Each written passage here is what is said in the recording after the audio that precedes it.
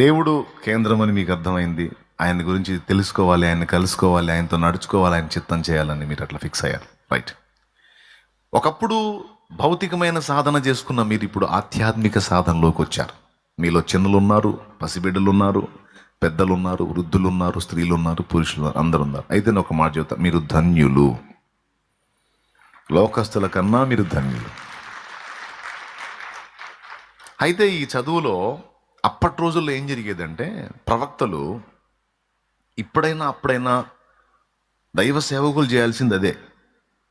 ఇప్పుడైనా అప్పుడైనా సేవకులు నేర్పాల్సింది అదే, సేవకులు చేయాల్సింది అదే. అప్పటి రోజుల్లో ఏంటంటే, ప్రవక్తలు కొంతమంది శిష్యుల్ని దగ్గర పెట్టుకుని వాళ్ళకి కొంత ట్రైనింగ్ ఇచ్చేవాళ్ళు.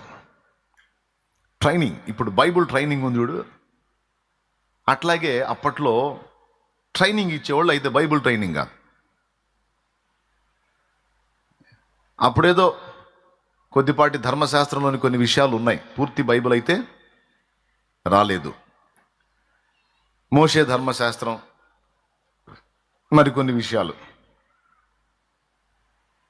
అయితే దాని గురించి కొంత అవగాహన కలిగించి, బాగా వినండి, శిష్యులకి ఏం నేర్పేవాళ్ళంటే దేవుని యొక్క కదలికలు, దేవుని యొక్క కదలికల్ని గుర్తుపట్టటం, దేవుణ్ణి కలుసుకోవటం, దేవుని యొద్ద నుండి సంగతులను ప్రత్యక్షతలను పొందటం, దేవునితో నడవటం మొదలైన అనుభవాలు తమ శిష్యులకు నేర్పేవాళ్ళు. అది మామూలు విషయం కాదు. ఇప్పుడు ఏలియా వెంట ఎలీషా ఉన్నాడు. ఏలియా ప్రవక్త, ఏలియా వెంట ఎలీషా ఉన్నాడు. ఎలీషా కూడా మంచి పరిచారకుడు. ఆయనకి ప్రత్యక్షత అందిందంటే ఓకే. కానీ ప్రవక్తల శిష్యులకి ఏలియా ఆరోహణాన్ని గురించి ఎలా తెలుసు? అవునా? ఎప్పుడన్నా ఆలోచించారా ఆ విషయం? దేవునికి స్తోత్రం కలుగును గాక. హల్లెలూయా. ప్రవక్తల శిష్యులకు ఏలియా ఆరోహణాన్ని గురించి ఎలా అందింది సమాచారం?